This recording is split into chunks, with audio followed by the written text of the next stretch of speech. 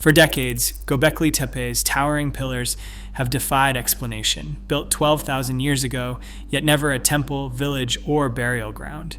Archaeologists searched for answers in each chamber, missing the crucial pattern that recent discoveries now reveal. This isn't just another ancient mystery. It's evidence that shatters the story of how civilization began.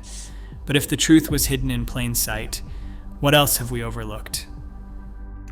In 1995, a German archaeologist named Klaus Schmidt stood among the rolling hills 15 kilometers northeast of Sanliurfa, Turkey, convinced he'd found something that didn't fit any known pattern. Massive, T-shaped limestone pillars, some rising 6 meters high, weighing up to 10 tons each, jutted from the earth in circular arrangements. The world's oldest monumental architecture, built more than 11,000 years ago, lay buried beneath layers of soil and stone. Yet as Schmidt and his small team began their work, a paradox quickly surfaced. There were no traces of hearths, houses, or burials that might point to a village or cemetery. Instead, scattered animal bones and the absence of everyday tools led early researchers to call Gobekli Tepe the world's first temple. For nearly 2 decades, this label shaped every excavation.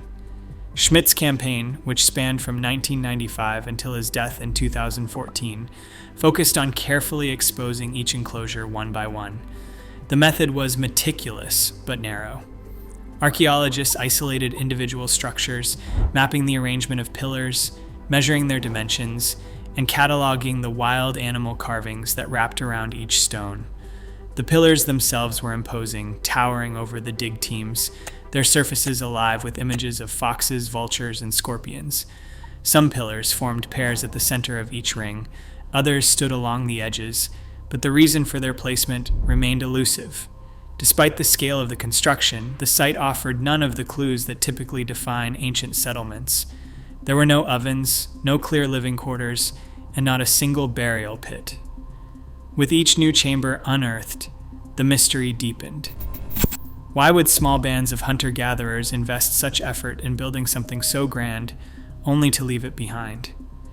The isolated pit approach, while thorough, kept researchers focused on the details inside each enclosure and away from the possibility that meaning might lie in the relationships between them. By the early 2000s, the prevailing theory had reached an impasse. The temple explanation couldn't account for the repetitive architectural patterns or the sheer labor required to move and carve stones of that magnitude. Subtle similarities between the rings were noted but never fully connected. The site's true purpose remained out of reach, and the limits of studying each pit in isolation grew more apparent with every passing season. It would take a shift in perspective, one that looked beyond individual monuments to the landscape as a whole, to begin unraveling what had truly been built atop this Anatolian hill. In the summer of 2025, a new team led by Professor Barbara Horace arrived at Gobekli Tepe with a different strategy. Instead of focusing on individual enclosures, they set out to map the entire site as a single interconnected system. The team brought in ground-penetrating radar, scanning beneath the surface to reveal the full extent of what lay hidden. For weeks, the data rolled in, layer after layer, structure after structure, until the digital map was complete. What emerged was not a scatter of isolated circles, but a precise geometric pattern that had been invisible to researchers working pit by pit. 3 of the largest enclosures, known as B, C, and D, formed the vertices of an almost perfect equilateral triangle. The distance between each center measured 19.25 meters, with a margin of error less than 30 centimeters. This wasn't a coincidence.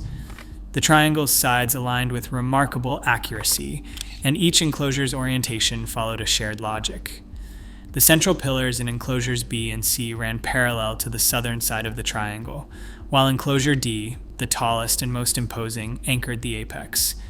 The main axes of several pillars pointed north, but with a consistent 10-degree offset, hinting at a deliberate deviation rather than random placement.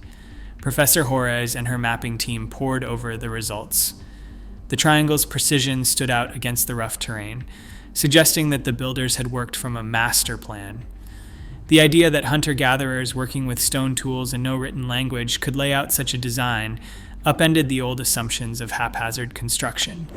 Instead, the evidence pointed to a system of rules, a blueprint that governed where and how each monument would rise. The repeated measurements, the careful alignments, and the symmetry between enclosures all hinted at knowledge passed down and coordinated across generations. For the first time, the site's logic was visible. The geometry was not just a matter of aesthetics, but a sign of intentional organization. This discovery forced a new question. If the layout followed strict rules, what else at Gobekli Tepe might be part of a larger code? The mystery was no longer about isolated circles of stone. It was about the mind that conceived the whole, and the purpose that drove its creation.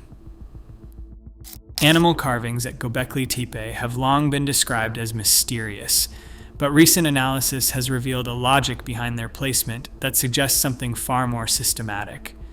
Dr. Lina Yilmaz, a specialist in prehistoric symbolism, has spent months cataloging the motifs and their positions across the site.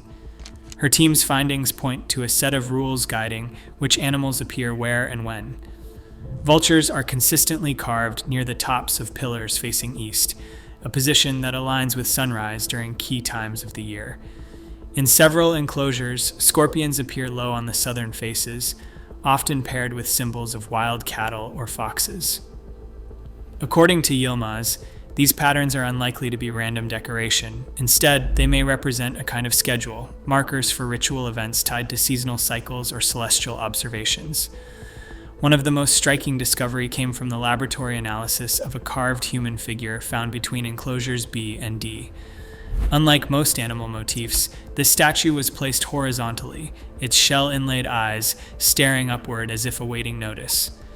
The composition and wear patterns suggest it was handled and displayed before being sealed away, possibly as an offering. Yilmaz's team believes this figure may have played a role in ceremonies that coordinated the activities of different groups, gathering at the site. The repetition of animal symbols, always in the same places and combinations, points to a shared code understood by those who built and used Gobekli Tepe. Vultures at dawn, scorpions during the season of the hunt, and the shell-eyed figure as a possible focus of communal rites, each element appears to have signaled not just belief, but timing and participation. The carvings, once thought to be simple ornamentation, now look more like messages, reminders perhaps of when to gather, what to celebrate, and how to maintain the rhythms of a society without written language. The final act at Gobekli Tepe was not abandonment, but a deliberate act of closure. Archaeologists uncovered evidence that the enclosures were carefully filled in with layers of fine limestone rubble mixed with charcoal, sealing the monuments beneath tons of stone. The infill is strikingly uniform, no sign of natural collapse or gradual silting, but a single, massive effort that left the site entombed and undisturbed for millennia. Microscopic analysis of the sediment confirms this was no accident. The fill consists of clean quarry chips, dumped in rapid succession with no traces of habitation or weathering between layers. Radiocarbon dates from charcoal embedded in the rubble cluster tightly around 9,500 BC, pointing to a coordinated closure that played out over months, not generations. Moving such a volume demanded extraordinary cooperation.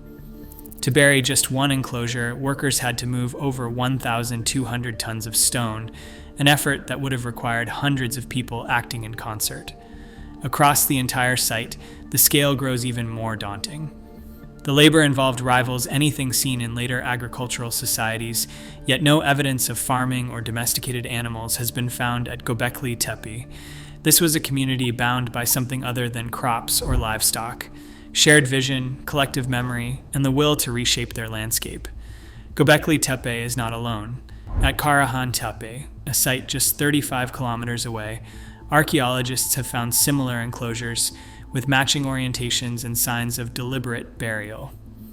The pattern repeats across the region, suggesting a network of communities linked by common purpose. The act of sealing these monuments hints at a moment when the builders decided to close a chapter, not out of defeat, but with intention. This challenges the timeline of civilization itself. showing that large-scale, organized action was possible long before the first fields were planted or cities built. Today, Gobekli Tepe rewrites what we know about human cooperation, proving shared knowledge predates the first cities by millennia. As new sites emerge, our origins look less accidental, more intentional.